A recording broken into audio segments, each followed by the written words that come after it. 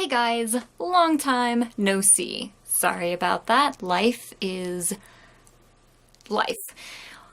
But I am finally here to do my video review of The Last Jedi. This is, of course, is part of my video series that I absolutely adore, Man in the Star Wars universe, where I get to go through and I get to explore all different kinds of aspects from the Star Wars universe. Today, you are tuning in because A, I haven't done a video in a really long time, B, I haven't done a video of Amanda and the Star Wars universe in even longer, and C, you probably want to know what I thought about The Last Jedi. Here's the thing. I can sum up how I feel about The Last Jedi, and by extension the entire Disney franchise of this new Star Wars, in 9 words. Those words are, this is not the canon I was looking for.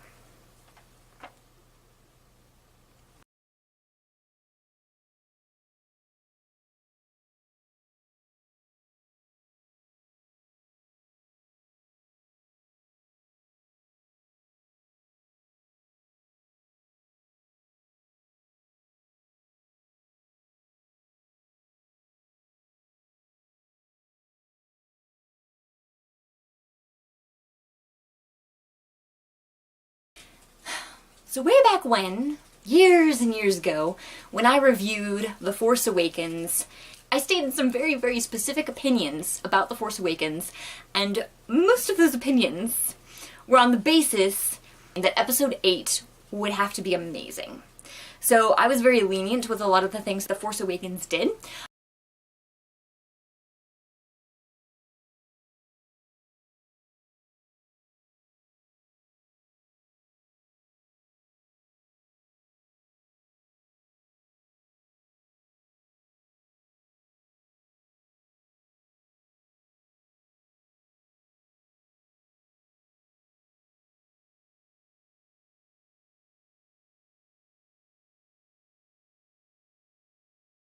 These were all things that I said, I'm gonna let it slide.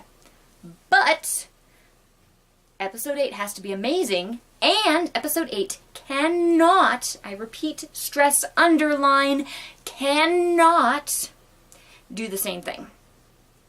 So in between The Force Awakens and as we were getting closer to the time that The Last Jedi was coming out, I had lost a lot of faith. I had lost a lot of hope that they were going to be able to pull off a really amazing Episode 8. So all of those things that I was expecting boiled down on opening night to 2 things. There were 2 things that in the end I wanted from The Last Jedi, and I said if they give me those 2 things, I will hold on hope that they will be able to redeem this entire new franchise. These 2 things. Number 1 was that they could not, under any circumstances, rip off the plot of The Empire Strikes Back.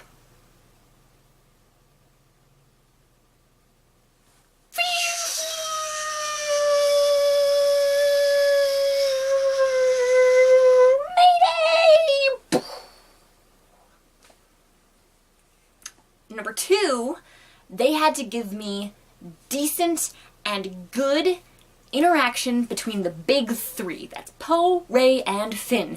Because in Force Awakens, Poe and Rey teamed up for a little bit, and I loved their interaction. I thought they were great together, and I wanted to see more of that.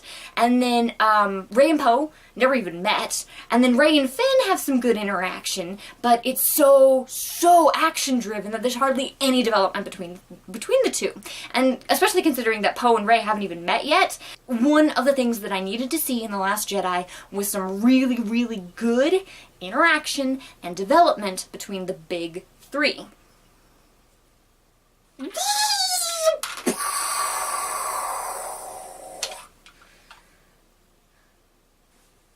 So, that's not a whole lot to expect from a single movie. At least I didn't think it was a whole lot to demand of a single movie, especially the second movie, in a trilogy that so far hasn't done a whole lot to deliver the things that people want to see in it. So, first of all, let's talk about rip-off. Number 1, so did The Last Jedi rip off The Empire Strikes Back to any extent? And I'm going to say yes. Yes, they did. I have a whole list of things written out. Hang on, come here. Okay. This is especially because people are saying that The Last Jedi is so much more original than The Force Awakens, and it's one of the most original Star Wars movies they've ever seen. Alright, so here we go. We open on a rebel base being found out and attacked by the First Order Empire, and everyone's scrambling desperately to defend the transports that are trying to get away. We shift then to Jedi hopeful Rey, convincing a curmudgeonly retired Jedi to teach her. We also have a cave that is strong with the dark side, which our Jedi hopeful enters, trying to learn some truth about herself. And I'm sorry, but the vision that was in there didn't, say anything to me, and I still don't understand what it meant. I understand that Rian Johnson actually had... Ryan? I've heard it pronounced a couple of different ways, so I'm sorry if I'm mispronouncing your name.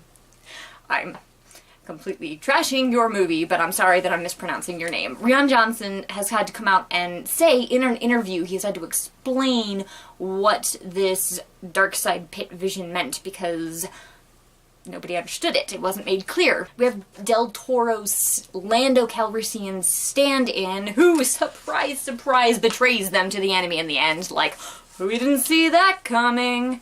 And then, last but not least, and I don't know if they get bonus points for not ripping this out of Empire Strikes Back and going for Return of the Jedi instead, but the final showdown between the light side and the dark side.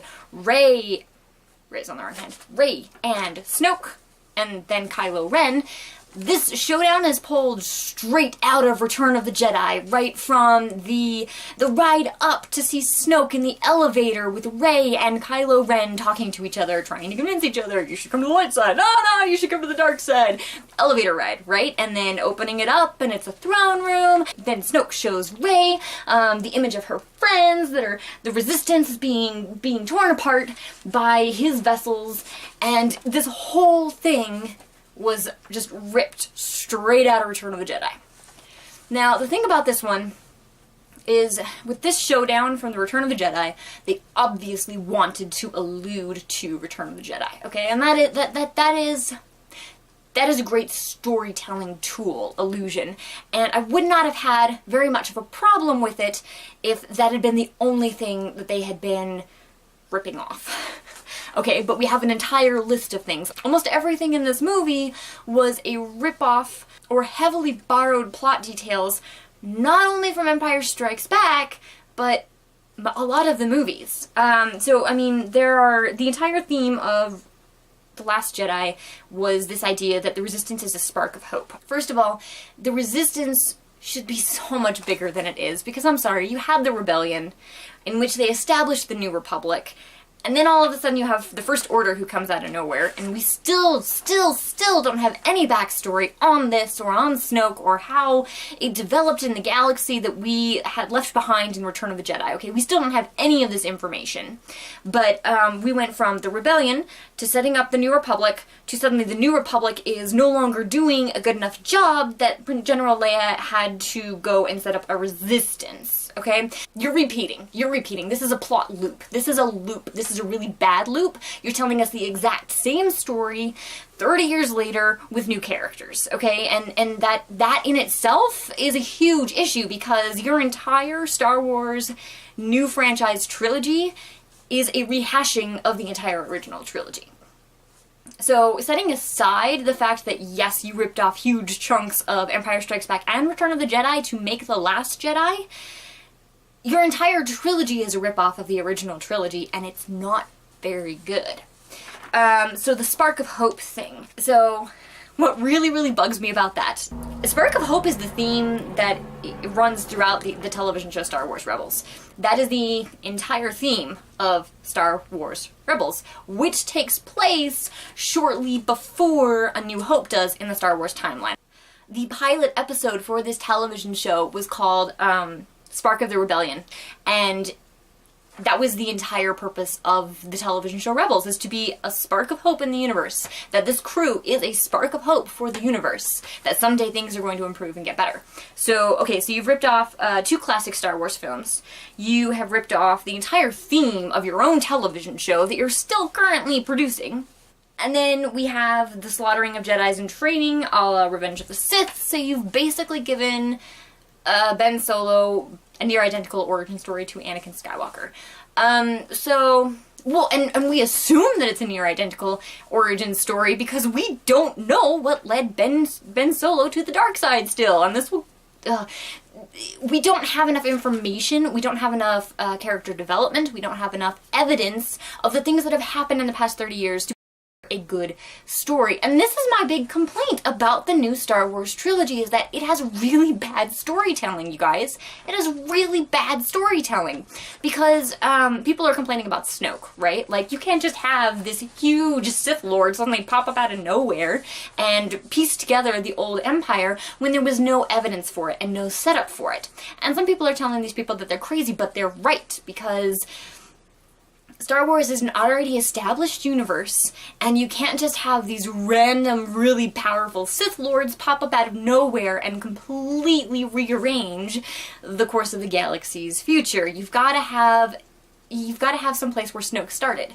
And since we still don't know, the guy's dead and we still don't know where he came from, we still don't know where he came from, we still don't know what influence he had on Ben Solo, we still don't know how he got him to turn to the dark side. Because if you're telling me that the only reason Ben Solo turned to the dark side was because Luke Skywalker tried to kill him, that's not a good story. Because Luke Skywalker only tried to kill him because he sensed how much darkness there was in Ben Solo. He sensed how much destruction this kid could cause if he did decide to turn to the dark side, but you don't clue us in at all on whether he is actually trying to choose between the light side and the dark side. How did he get influenced by the dark side? How did he become so powerful in the darkness? Like, how did the darkness infect him? We still don't know these things, and it drives me up the freaking wall, okay? I was gonna try and have this thing, like, super organized, but at this point I'm just like, you know what, I'm done. I want to talk about it, and I want to be done with it. I want to be done with it, so, apologies about that. Okay, so that basically covered ripoff and a huge chunk of my ranting on bad storytelling.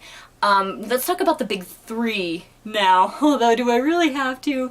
Because what I wanted was more interaction between the big three, and you know what? I'll give them this. Rey finally meets Poe. At the very end of the movie, there's like 5 seconds where Rey finally gets to meet Poe, and Poe finally gets to meet Rey, and I'm like, are you kidding me? But there you have it.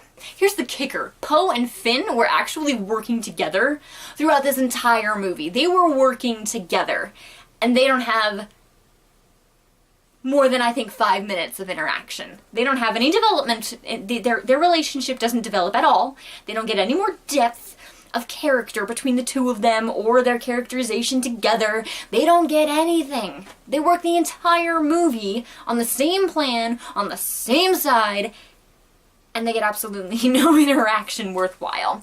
We get introduced to the new character, Rose, and she gets some interaction with Finn, but we can all agree, I think, that the Canto Bright subplot was completely pointless and worthless, and not anything good came out of that. So even the interaction and development that she gets with and through her conversations with Finn amount to nothing, because in the end we don't really care about it, and everybody wishes that that section of the movie had just been chopped entirely.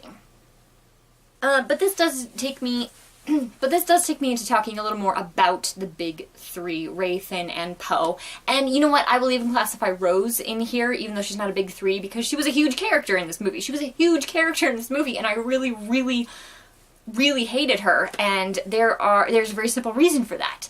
And that is because we are given 4 brand spanking new characters that we basically don't know at all. We know about them. We know a little bit of some of their backstories. We know that Poe is a hotshot pilot. We know Rey got ditched on that junkyard planet she was on, Jakku, by her parents, and apparently her parents are nobodies. Which, whatever. We know that Finn used to be a stormtrooper, and thanks to that Canto Bright subplot, we know all of Rose's backstory. Thanks for that narrative hole we can never get back. My problem is that these characters have potential. They have some really interesting qualities that could make them really, really awesome characters. They're also played by really, really talented actors, you guys.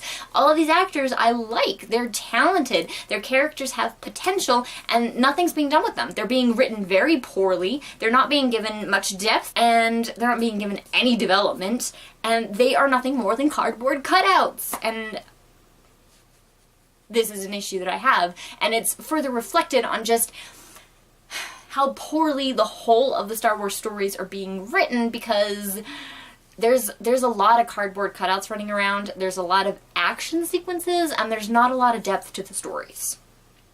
People can disagree with me. I'm totally fine with people disagreeing with me. This is how I feel about the new Star Wars franchise. It's not good storytelling. There's not great quality. It's not good.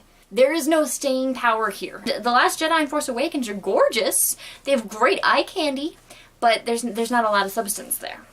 So there's this thing called a Shaggy Dog Story, and this is a trope I found on tvtrope.com, I think. A Shaggy Dog Story is a plot with a high level of build-up and complicating action, only to be resolved with an anticlimactic or ironic reversal, usually one that makes the entire story meaningless. Alright, so I throw this out here because half of the storyline was a Shaggy Dog story. Everything with Admiral Holdo, everything with Poe, Finn, and Rose, everything they went through, everything they tried to do to make things happen, they were all Shaggy Dog stories. Every single one of them. Even Admiral Holdo and her supposedly valiant demise was a Shaggy Dog story. Because, okay, for two reasons. The maneuver that she used, where she, drives her starship and tries to destroy the dreadnought of the First Order, doesn't actually wind up working. Because they still have enough stuff, they still have enough people, they still have enough power in the ship that they can still eradicate the resistance. Okay, so her sacrifice was meaningless. Secondly, that maneuver, if she thought that it was going to work, and they were losing ships left and right because these ships were running out of fuel and they were just letting them, they were sacrificing these ships, why didn't somebody do that before?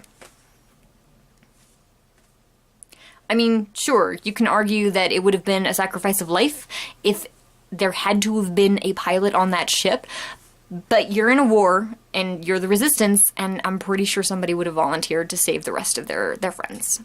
I mean, that's what we're dealing with right here. So, yeah. So, all of it was Shaggy Dog Stories. There were endless plot loops going on here with, that storyline where they go to Canto Bright and they try and find the slicer, but they don't wind up finding the right slicer, but hey, they find a slicer anyway who can do the job for them. Oh, but wait, he betrayed them in the end, and, it was so complicated, and unnecessary, and pointless, and worthless, and there were plot loops and holy coincidences. Batman, I have issues with that. Let's see, we talked about the pointless bits, we talked about the coincidences of holy Batman coincidences. Subverting expectations. See, this is something that people are praising Rian Johnson for, is the fact that his plot and his story and his characters have done a masterful job of subverting our expectations. And I have an issue with that because, A, I feel like all of the times he subverted our expectations, it was for the audience's benefit and didn't actually serve a purpose in the story. So basically, the only reason that he subverted our expectations was to subvert our expectations.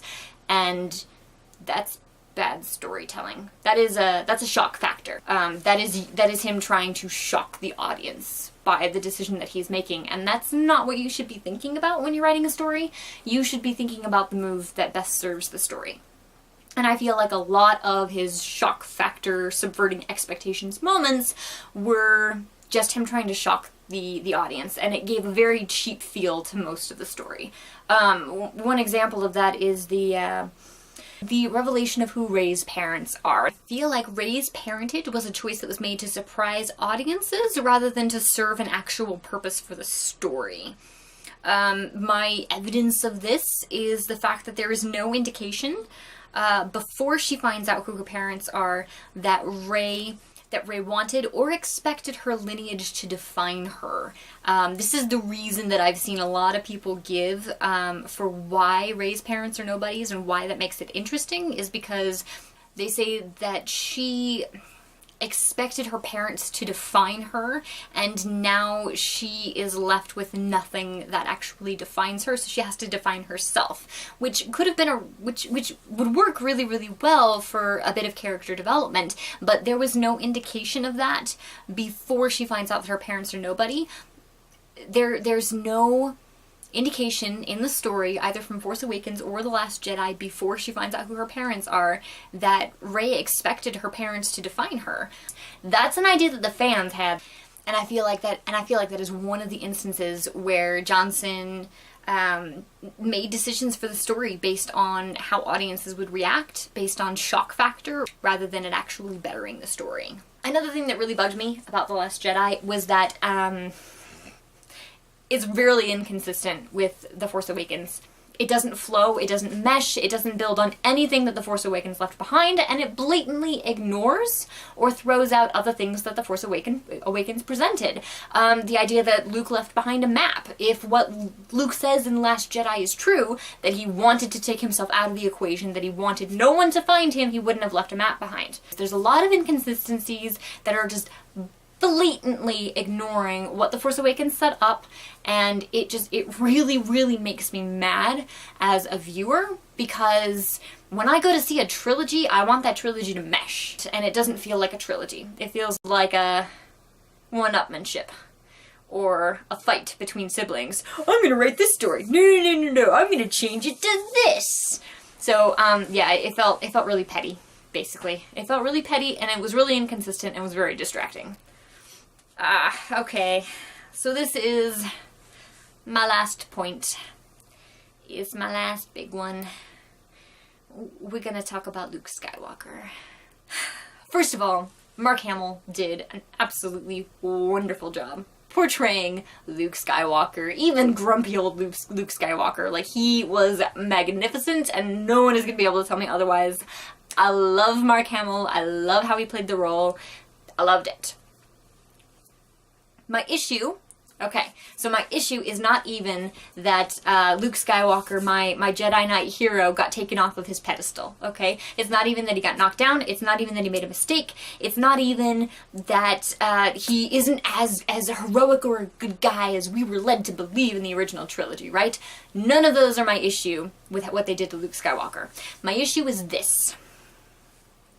They want us to believe that our heroic, on-the-pedestal Luke Skywalker from the end of Return of the Jedi went as far down as he did to actually contemplate to the point that he drew his lightsaber of killing his own nephew, Ben Solo, without any hint of character development.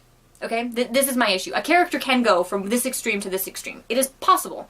That is a character arc. That is a story arc. That is development. It is possible. They didn't make me believe it. They just went from here to here, boom, and then they tried to bring him back up to here again to get the payoff from this amazing arc of character development from good to bad to good again, but they didn't give me, they didn't earn it. They wanted this payoff, and they didn't earn it by giving me the character development.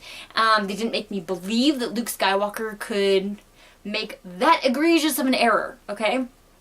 This is my problem with it. Fans have come up with all kinds of theories and explanations, and they have, they're trying to justify how Luke went from this to this so that they can have this, right? So they can have his coming back moment, his last final fight with Kylo Ren, which was pretty magnificent, right? They're trying to justify this fall. My problem with that is that it's not the fans' work to justify that fall. That should have been done in the movie. It should have been established in the movie. We should have been given enough backstory on what happened in the 30 years between Return of the Jedi and Last Jedi. We should have been shown in the film how Luke went from here to here instead of just being told that he did and then dealing with the consequences of going from here to here. Okay? There was no character development, there's no backstory, there's no explanation. We still don't know a very large chunk of what happened in between the original trilogy and the setup of the New Republic and the Force Awakens. Like, we still don't know a huge chunk of this backstory. And Luke Skywalker is a key chunk of that backstory. So, my issue is not that my hero fell. My issue is that they wanted me to believe that my hero fell without justifying it. They could have made me believe it. They could have given me a development story. They could have given me enough backstory to make me believe it. But they didn't. So it doesn't work. That leads into the last final thought that I have, which is Inference. The new Star Wars movies are relying way more than I would like on inference from the fans. One of the examples is Luke Skywalker. You know, we had to infer a lot about everything that happened to him in the last 30 years for him to get to the point that he would kill Luke Ben Solo. We had to infer all of that. That's not good. The Dark Side Pit was another one, the vision that Rey has. Everybody had to infer what that meant because nobody knew what it meant. Nobody understood it. It was not clearly shown in the film and no one understood what it was trying to say. So we all had to infer what that was. Alright, so obviously my thoughts, opinions, and emotions about The Last Jedi and the Star Wars franchise and the new Star Wars franchise in general are all over the place. They're really hard to rein in and organize. So I'm going to give you some of my favorite resources on The Last Jedi. These are reviews and analysis that other people have done. My very, very, very favorite is at CastaliaHouse.com by Jason Jones. It's called The Last Jedi is Star Wars for People Who Hate Star Wars. This is probably my favorite of all of the reviews that I have read or watched because it really gets down to the nitty-gritty and it just, like, it's like he read my mind, but he figured out how to actually word it properly. There's also on Daily Wire by James Barrett, Star Wars The Last Jedi, 5 biggest complaints from fans. And yeah, I agree with pretty much all of these. And the reasons. One of my other favorites is a video done by Left Foot Media here on YouTube. It's called 6 Things the Fans of The Last Jedi Are Getting Wrong. At the last but not least, there's a video here on YouTube called Star Wars The Last Jedi, Poe Dameron Did Nothing Wrong. I agree with absolutely everything in here. It's why I have such a problem with what they did with Poe in this movie, but it also covers a lot of bases with why I did not like Admiral Holdo at all, why I thought she was a terrible admiral and not a great character, and also a lot of the issues that I had with what they did with Leia. I did not like Leia in this film. I didn't like anything that they had her do. This is by Boofire191. All of the links for all of these things that I've mentioned are going to be in the box below, as long as a link to this t-shirt, because yes, I designed it, and you can buy this t-shirt. You can have this t-shirt. That link is going to be down in the box below, and that about covers it for my super ranty, out there, unorganized thoughts on The Last Jedi. I obviously still have a whole bunch of Star Wars stuff to get through. I have a whole list of Star Wars books, comic books still. I want to read up on Quinlan Vos. He's still one of the Jedi that I'm very, very interested in. I loved his role in the Clone War graphic novels. So I still have a lot of Star Wars stuff to get through. There's still a lot of Star Wars stuff out there that I don't know about yet, that I still need to read and explore, and I'm going to continue my voyage through the Star Wars universe, and I will see you next time here on To Read or Not to Read. We're gonna have some fun. Pew pew pew pew pew pew!